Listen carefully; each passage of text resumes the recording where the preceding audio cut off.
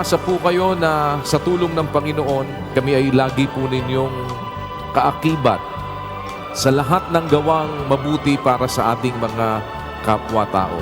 Sapagkat ang MCGI po o ang members ng Church of God International ay hindi po nagtatangi ng mga tao.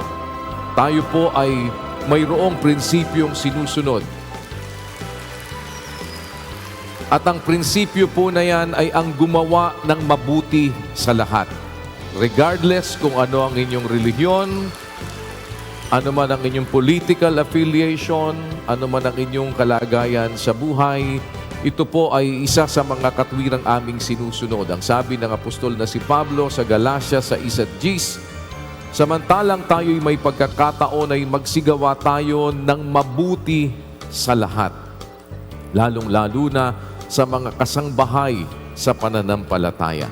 At ang sinasabi ng Kawikaan sa 3:27, na huwag mong ipagkait o ikakait ang mabuti sa kinauukulan kung ito ay nasa kapangyarihan ng iyong kamay na gawin.